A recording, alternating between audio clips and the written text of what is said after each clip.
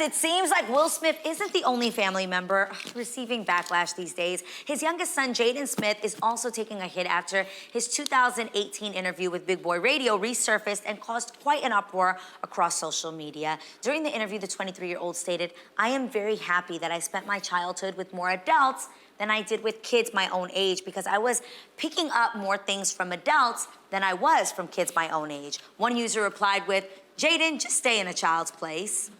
So ladies, what are your thoughts on this, and are people being too harsh on Jaden for his statement? I don't understand what is the controversy? Like, what is the shaming? What's wrong with hanging out with elders? That was my favorite thing to do. I think a lot of the wisdom I imparted when I was younger was from my grandparents and the elders around them. I loved it. I don't think that you should be subjected to only hang out with older people, but I think it's great influence if you hang out with people who are older than you and can bestow some advice to you.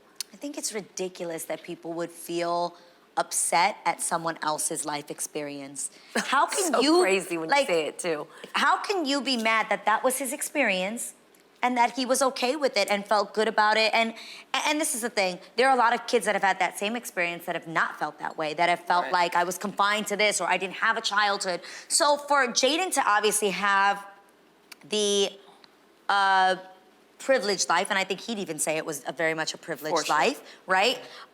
And to say he found the good and maybe what some people wouldn't have thought was a good thing, like, man, you didn't get to be around kids, you didn't get to do childlike things.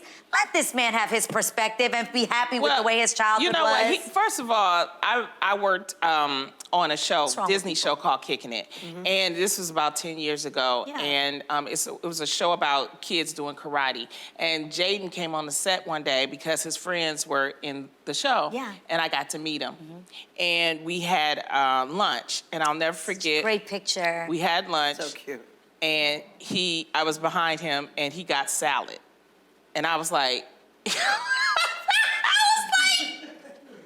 I was going for the chicken fingers. I was like, ooh, and that made me get salad. Right. But I'm saying is, and immediately I thought, wow, this young man is being raised by some good people because he was very mature, but he was still a child. He was still playing around, but you could tell that he was serious about some things. So to answer your question, I think if you listen to it, it's just funny how he's going, you know, my generation's taking selfies. What about climate change? Right. And it's like, it was too much for people. Normally a kid who says, I grew up around adults and I loved it is usually an only child, right? Right. But Jaden has siblings. Right. So my thing is, he's seen some things. He's been around some things. Right. He's more mature than your average, however old he was in 2018. So I think it's a little bit of both, but I think as a kid, you still should hang out with kids, but he's also much more mature because he's living a worldly life. Yeah. By the way, there's kids that come out the womb that sometimes are just that way as well. There are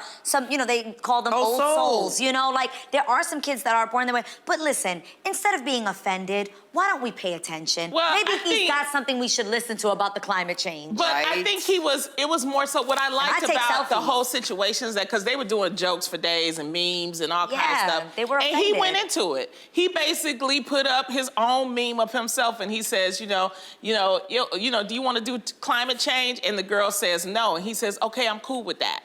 And I'm saying he was able to, lean into it. He didn't take offense to it, and that calmed everybody down. But it's going to be memes about him. He's just an intelligent young man who has a concern about his future. Right. And it's people like him. And we need people that might save us. Exactly. We need a little bit of both. The kids who are going to be kids and take selfies, and the kids who are going to care about climate change. We even tried to get me an award for taking so many selfies on this show, okay? And I didn't watch that and was offended. Granted, I'm a lot older than him. Right. But I wasn't like, oh, is he coming for the people that take selfies or the generation? No, I just think that's who he is. They just felt some kind of way because he said it. What is that? The dog, the Smiths can't do any right. Something will bark. A hurt dog, will bark. That's what it is. A hurt dog will bark, meaning if the shoe fits, then you feel offended. Right. But you shouldn't be. It's just his perspective. Yeah. No, absolutely. Okay.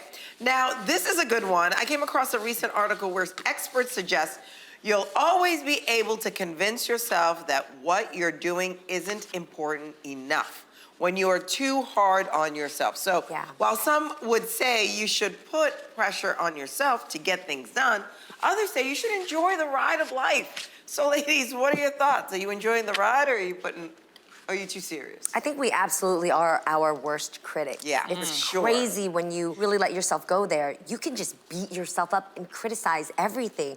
And only when you're cognizant of it can you catch yourself and be like, nah, why are you saying these things? It's so much harder to actually speak positively to yourself than negative. Yeah. And I don't like that there's that rhythm. I think especially on women, because we criticize, men, I think they'll criticize their worth, whereas women will be fixated on everything from skin, hair, nails, eyelashes, and marriage, sex life, the whole thing, and career, and money, and all that. So I believe it. It's so true, and I hate that it took me until 40 to realize that I have to be the one to control my self-talk. Yeah. We tell ourselves a lot of stories. Go ahead. Exactly. You know, we tell ourselves. The thing that I look at with especially with a lot of my friends, sometimes you're the only person that can talk positive about yourself. So it's like, you know, like a lot of my friends, they're always looking for validation outside, but that validation should come within yourself. Sure. You know what I mean? Because sometimes you're the only person, you know, maybe you have this pipe dream that other people might consider pipe dream. Oh, you're a girl, you're gonna be a comic from Detroit? Don't nobody know you. You ain't even funny. I'm waiting on y'all to validate me, and then if I'm waiting on the public, I don't receive it, then I won't work on my dream. So that's why I tell people, take yourself seriously. If you have a dream, if you have something that you want to do, write down your goals, try to work at it. Yeah, take care of yourself, but don't let nobody else tell you. You know, because a lot of times we do things and our family don't support us or our friends don't support us. That's what this is about, taking yourself seriously. It's like, if you want to open up that daycare, open up that daycare. You want to open up that restaurant, you put the work in and open up that restaurant, because you may be the only person. And when they coming in and asking for a discount, you say no because you never believed in me. That's right. That's when you tell That's them. right. Listen, that is a whole word right there. When no one else takes you seriously, you do have to take yourself seriously. Totally. And I think in this sense, if you don't take yourself seriously, then why should anyone else take you seriously? And I think that that's a great point. If you don't believe in yourself, why should I? Right. You don't even believe in your own dreams. You don't Right. even take yourself seriously. And what does that mean to take your dreams seriously? It's to put a plan in action. And also, as women of color, sometimes we have to stand up for ourselves a lot more. Oh, for sure. Because people for sure will use excuses, and we have to stand up. Even though it might seem what you thinking is crazy, you stand up for yourself, and don't let nobody make you feel like you crazy. Yeah. Right. You know in your mind what's going on. You stand up for yourself. I hear that. You are the CEO of your life. Yes. Take charge. Fire who you need to fire. Hire who you need to hire. But it has to come from you. Yeah. It has to. And even sometimes I'll say, I have to go to work. And then I go, I get to go to work. You know, that right there just changes your whole, you know, from, oh, I have to do this, to gratitude. Yeah. That I actually get to go to work. And I think we have to start with us. Yeah. And then, you know, move on. What a great shift Yeah. in perspective. Yeah. Right? Absolutely. That'll do it. And I want to shift over to this interesting post on social media where one user posed this hypothetical question. If you had two books and one was filled with negative comments and the other book was filled with positive comments about you from everyone you've ever encountered, which book would you read and why? And you can only choose one. I would pick the positive comments because I think I tell myself enough negative stories that I need the positive to reaffirm. You know, like you can read 100 comments on Instagram. Yeah. The one negative one is the one that's going to stick That's with you. scientifically what they say Right? happens. Another fun fact is when my mom used to work with special needs kids, she was an assistant teacher growing up. And one of the things that she learned there was that you actually should affirm the good in children and not the bad. Yeah. They actually taught them to never tell a child who had behavioral issues that he was bad. Literally, he could do terrible things all day. Their job as teachers was to find the one thing he did that was good and remind him of that. Because crazy enough, what you say to a child, which is same, what you say to yourself, even as a grown person, what you say to yourself and about yourself, you will become. So pay attention to what you're putting in here, what you're listening to about yourself, what you're saying about yourself to yourself, because you will become that, and be very, very careful. So I remember literally my mom, I had a lot of behavior issues growing up. I think I was very hyperactive, as I still am. I talked too much in class. I was considered a distraction. Really? And they would come and tell my mom all these things. And my mom stopped the teacher one day and said, stop right there.